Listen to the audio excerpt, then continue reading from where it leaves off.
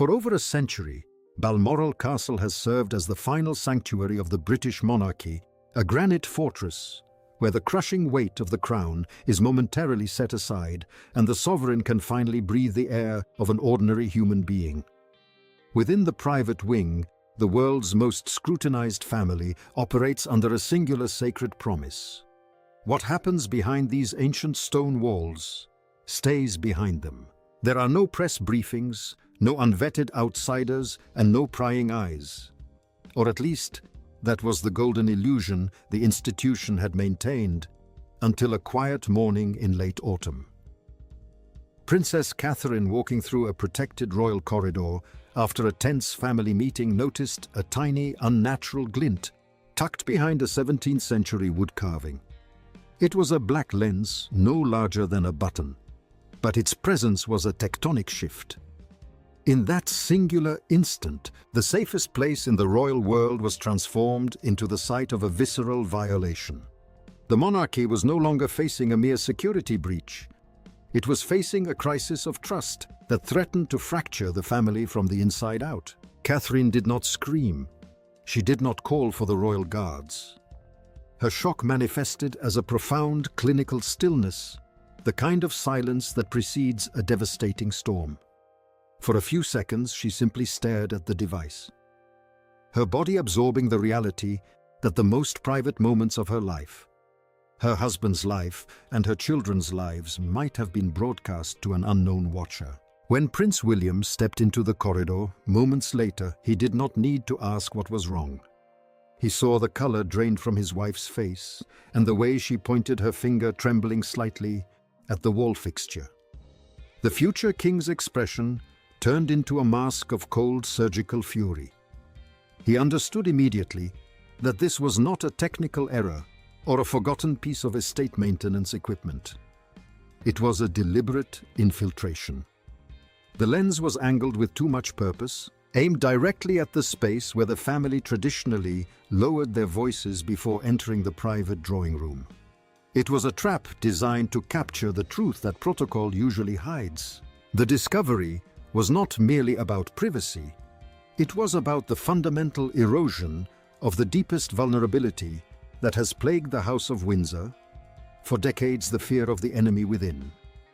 A senior household official, a man whose family had served the royals for generations, was summoned to the corridor. His hands shook with such intensity that he nearly dropped the silver tools used to extract the device. The camera was a high-end, sophisticated piece of hardware capable of transmitting encrypted data in real time.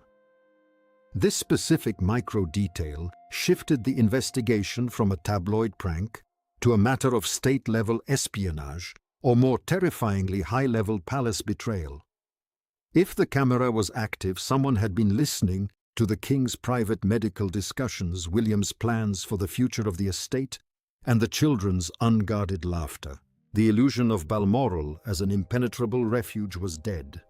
The sanctuary had become a panopticon. When King Charles was informed of the discovery, he did not react with the explosive anger many of his aides expected. Instead, he grew unnervingly still, his eyes taking on a look of profound, heavy dread. This was the look of a man who realized that the hidden hand of the institution, the shadowy network of aides, courtiers, and rival households, might have turned against its own head. He ordered an immediate lockdown of all access records. But the spiritual damage was already done. He sat in his study, staring at the sealed evidence pouch containing the camera on his desk, realizing that his reign was being haunted by the same ghosts of surveillance that had plagued the darkest days of the monarchy's past. He understood that the discovery was a direct verdict on his leadership. If he could not protect his daughter-in-law in his own home, he could not protect the dignity of the crown before the world. The investigation quickly traced the root of this crisis back to a dinner that had taken place 3 weeks earlier, a night that had ended in a silence so sharp it felt like a physical blade. The family had gathered at Balmoral to discuss the future of household access and the restructuring of security limits. Catherine, always the vigilant guardian of her family's boundaries, had raised a series of sharp, uncomfortable questions. She wanted to know why certain private wing movements were appearing on internal digital logs before they were even officially confirmed by her own office. She had noticed that the information density of the palace's internal tracking was becoming too granular, too invasive. Queen Camilla had taken these questions as a personal affront, interpreting Catherine's caution as a lack of trust in her own household staff. The tension that night had been palpable, a quiet collision between the old guard's desire for control and the new generation's demand for an uncompromised base of safety. Camilla's reaction during that dinner had been openly defensive, an outburst of irritation that had left the dining room frozen. She had argued that Catherine's concerns were suspicious rather than cautious, a distinction that revealed the deep-seated psychological fracture between the two royal households. William had stepped in to defend his wife, his voice carrying the dangerous restraint of a future sovereign. He had made it clear that the privacy of his family was not a matter for debate or palace politics. Charles had watched this split unfold from the head of the table, realizing that the family was no longer a united front.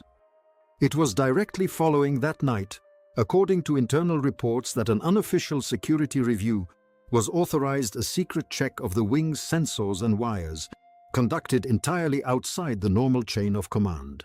The promise of protection was being used as a cover for a much darker intent. The mechanics of the betrayal were clinical and ruthlessly efficient. A junior aide, cracking under the weight of an intensive internal interrogation, revealed that a private technician had been granted exactly 11 minutes of unsupervised access to the corridor under the guise of an urgent alarm sensor repair.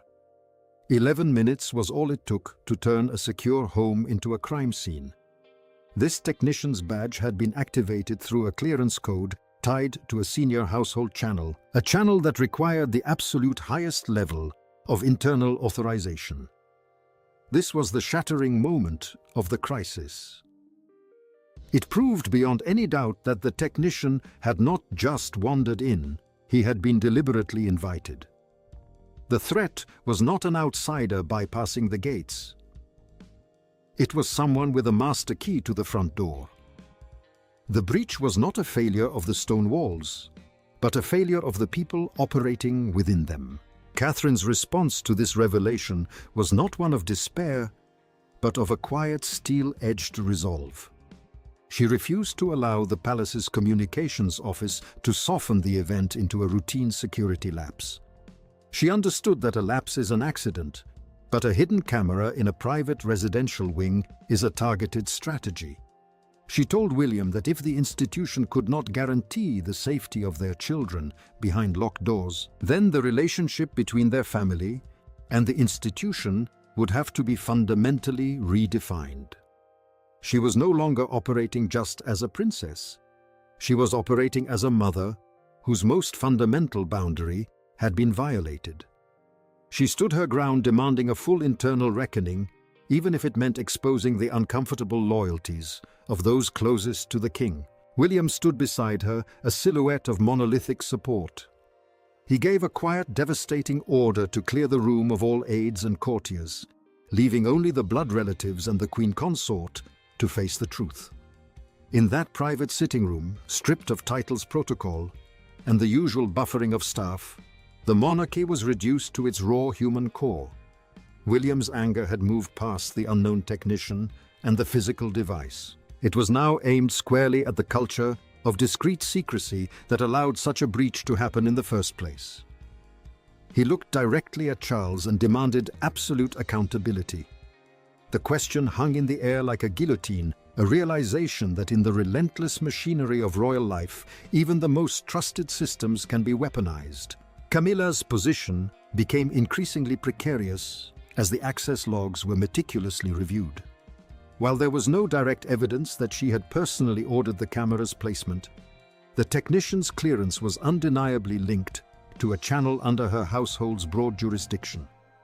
The queen consort stood her ground, her voice hardening in a desperate defense of her staff, asserting that her office could not be treated as guilty by association. But the king's silence in the face of her defense was a verdict of its own. Charles refused to issue a blanket protection for anyone, regardless of their title or proximity to the throne. He realized that the crown could not survive a crisis of trust that originated in the bedroom corridors of its own estates.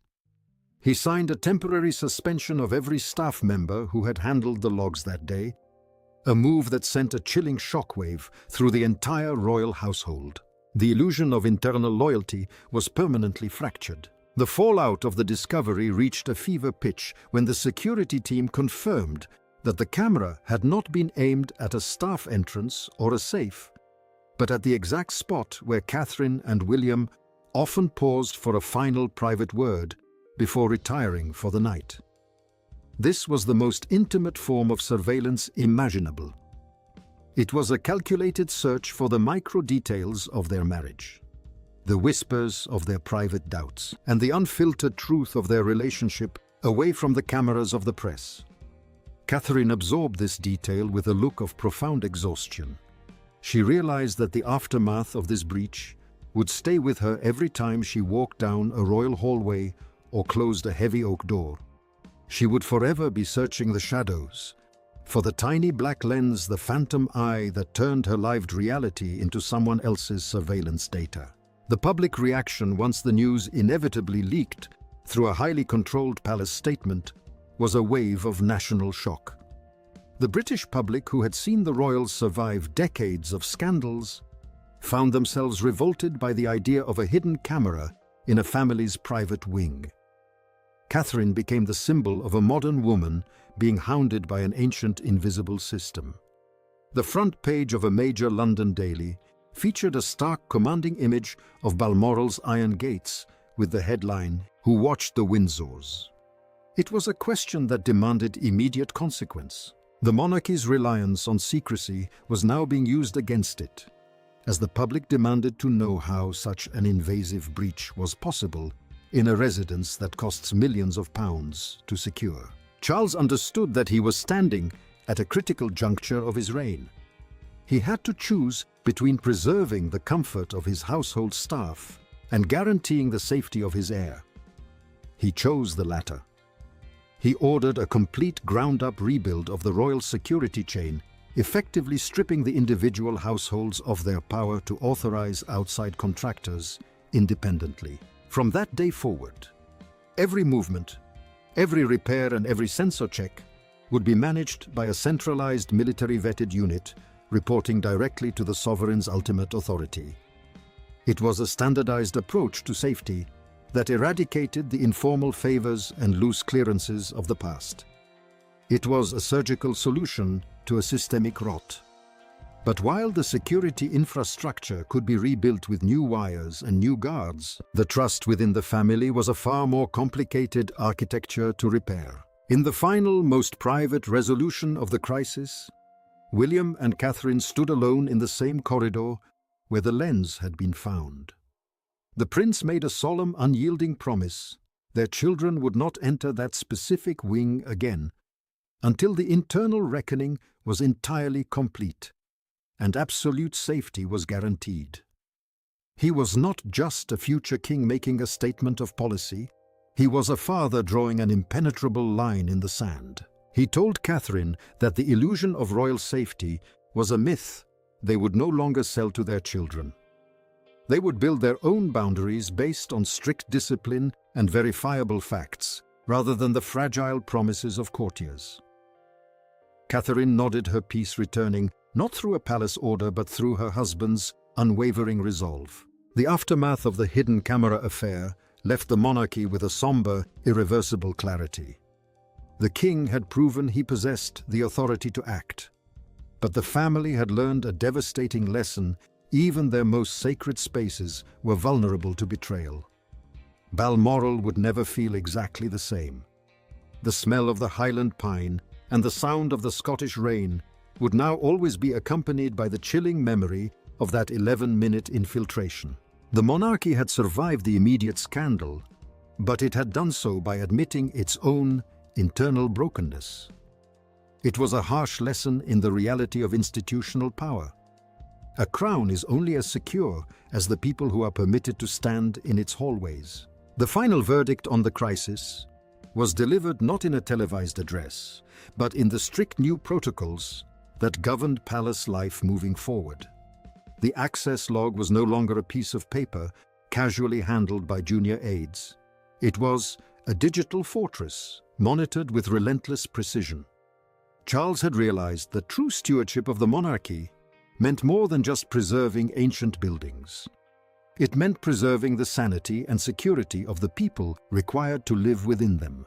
He had sacrificed the peace of his own household to ensure the survival of the family's foundational trust.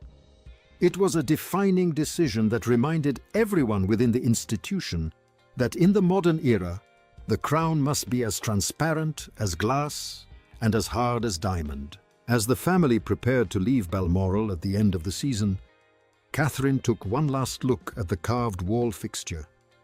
The camera was gone, but the awareness of what it represented remained. She understood that her role as the future queen would always involve a relentless battle to protect the most intimate details of her own life. She had protected the monarchy by exposing the breach, but she had permanently lost the illusion of her own sanctuary. She turned to William, and together they walked out of the private wing, leaving behind the ghosts of the surveillance and stepping into a future where the only thing they could truly rely upon was their united front. The silence of the Highlands returned, settling over the castle like a heavy blanket. But it was no longer the silence of a fortress. It was just silence, vast and indifferent. Thank you for walking through this deep dive into one of the most chilling security crises to ever hit the royal household. If you recognize the gravity of this breach, if you understand why a hidden lens can shake the very foundations of a dynasty, join our community. Subscribe as we continue to peel back the velvet curtains on the lives that define our era. The lives lived in the brightest spotlights and the darkest, most closely guarded shadows. What do you think of the king's final decision to strip the households of their independent security clearances?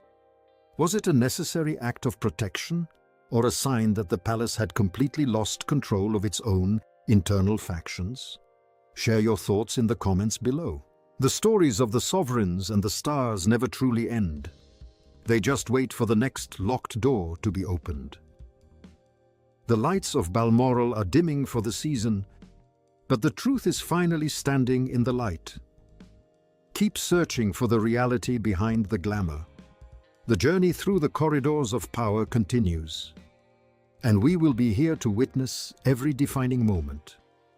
Until next time, stay vigilant.